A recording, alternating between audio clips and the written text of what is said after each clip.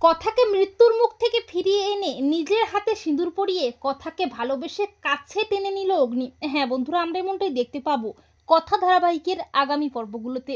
অগ্নির জন্য নিজের জীবন বাঁচাতে কথা নিজেকে মৃত্যুর মুখে ঠেলে দেয়, আর অগ্নি মরিয়া হয়ে ওঠে কথাকে বাঁচাতে। অগ্নি বুঝতে পারে কথার ভালোবাসা। অগ্নির মনে পড়তে থাকে কথার সাথে কাটানো সুন্দর মুহূর্তগুলো।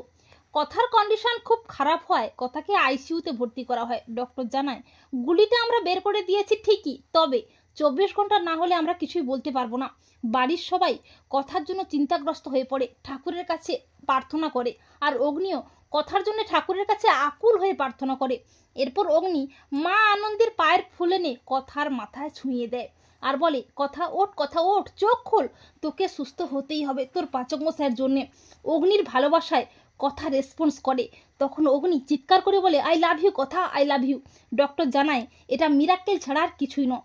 এরপর বেশ কয়েকদিনের ডক্টরের অক্লান্ত চিকিৎসায় ও অগ্নির ভালোবাসার টানে কথা অনেকটা সুস্থ হয়ে ওঠে। কিন্তু ডক্টর জানায় বেশ কিছুদিন ওনাকে রেস্টে থাকতে হবে।